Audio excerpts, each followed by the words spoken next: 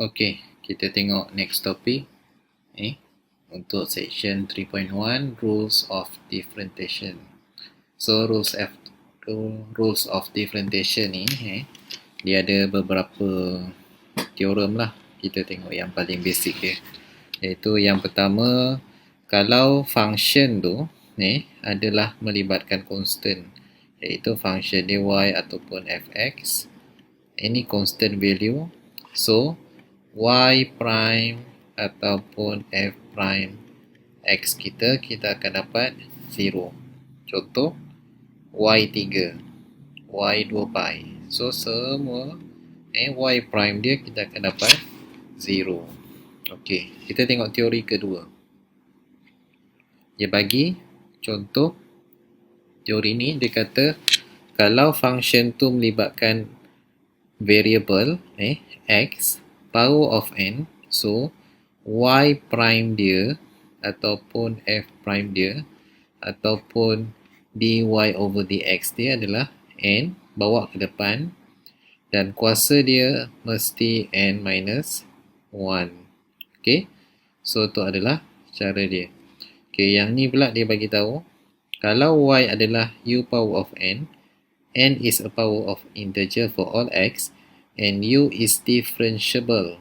U ni makna dia adalah satu function yang boleh di-differentiate.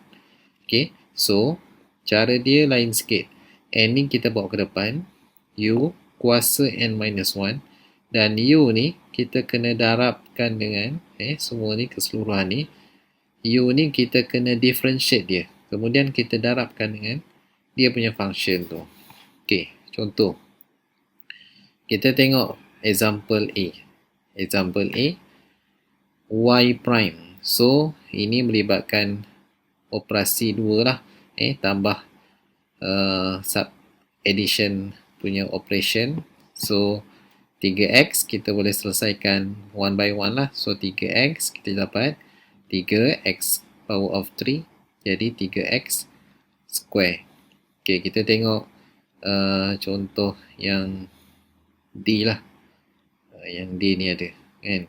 So D yang ni kita boleh dapat 2x differentiate terus dapat 2.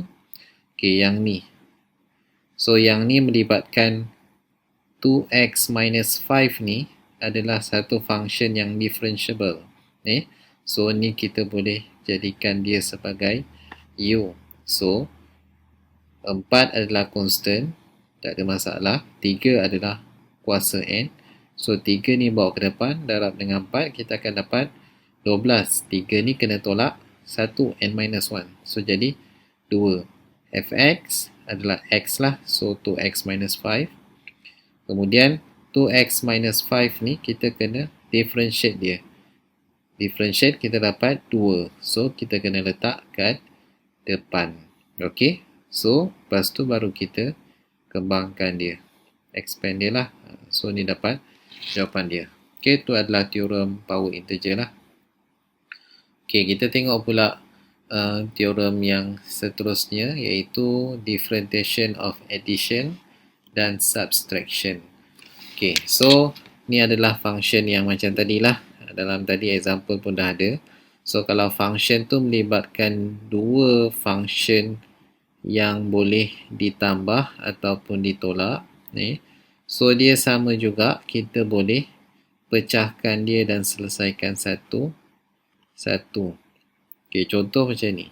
So dy over dx, du over dx plus dv over dx, iaitu u ni adalah satu function dan v adalah function, another function yang lain. So kita nak dapatkan keseluruhan function ni, kita boleh selesaikan dia satu per satu. Sama juga untuk subtraction.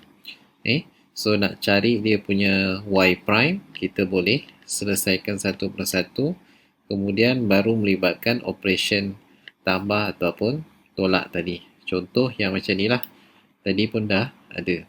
So y equal to 4x cube plus 5x square plus 2x minus 2. So ni melibatkan function yang operasi tambah dan tolak. So kita boleh selesaikan satu 1. So 4x cube akan dapat 12x square plus 5x square jadi 10x plus 2x jadi plus 2 minus 2. 2 adalah constant, so minus 0. So dia tak adalah. So dia jadi 12x square tambah 10x tambah 2. Okay, so yang lain-lain ni samalah. Konsep dia sama. Okay, kita tengok teori yang seterusnya. Teori 3.5. Differentiation of product. Iaitu kalau function tu melibatkan multiplication. Multiplication of two product. Let's say function y equal to u times v. So, kita nak cari dia punya y prime, kita kena guna formula ni, iaitu y prime ataupun lebih senang kita guna yang ni lah, dia sama je. So y prime equal to u v prime plus v u prime. Okay, contoh. Kita tengok contoh mudah sikit nak faham. Dia bagi y equal to 2x cube plus 7 times 5x square minus 3. So kalau kita guna kaedah teori yang sebelum ni, kita kena kembangkan dia. Kemudian baru kita cari satu-satu. So guna teori yang 3.5 ni, kita tak perlu kembangkan.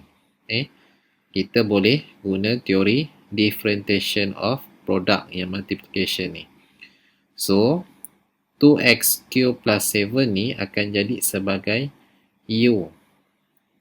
Dan 5x square minus 3 ni akan jadi sebagai v. So, kita kena cari u prime dia adalah 6x square dan v prime adalah 10x. Kemudian, kita masukkan dalam formula dia. So, u adalah 2x cube plus 7, v prime 10x plus v. V adalah 5x square minus 3 darab dengan u prime. So, dia formula dia u v prime plus v u prime. So, kita simplify. Jadi, kita akan dapat dia punya y prime. So, tu adalah jawapan dia. Okay. So, samalah. Yang B, C pun sama. So, boleh try lah. Okay, kita tengok teori yang seterusnya, teori 3.6. So, kalau function tu melibatkan quotient, melibatkan ada numerator dengan denominator. So, nak cari dia punya y prime, kita mesti implement guna formula ni, iaitu v u prime minus u v prime. So, jangan terbalik. So, mesti v dulu. Darab dengan u prime minus u darab dengan v prime over v square. Okey. Kita tengok contoh. Dia bagi y equal to 2x plus 5 over 3x plus 2. So, sebelah atas ni kita akan jadikan sebagai u, sebelah bawah ni sebagai v. So, kita nak cari objektif dia adalah nak cari y prime sama dengan apa. So, u kita adalah 2x plus 5, u prime 2. V 3x plus 2, v prime adalah 3. So, kita dah dapat, masukkan dalam formula direct saja. So, v 3x plus 2, u prime 2 minus u 2x plus 5, v prime 3 over v square. So, v adalah 3x plus 2 kurungan kuasa 2. Okay, kemudian simplify. So, anda akan dapat jawapan dia negatif 11 over 3x plus 2 square. Okay, so as a summarize, so ni summary dia lah. Table 3.1 below shows all the differentiation rules where u and v are differentiable function with respect to x and c is constant. So ni apa yang kita dah belajar tadi. Okay, so y equal to c constant, so kita akan dapat c dapat 0, so x power of n kita kena bawa ke depan. So kalau function tu melibatkan function yang differentiable, variable yang differentiable, so kita kena tambah darabkan dengan u prime dia. So ni melibatkan operation tambah tolak, differentiation dan multiplication. Okay, so kita tengok pada chapter yang akan datang untuk higher order differentiation.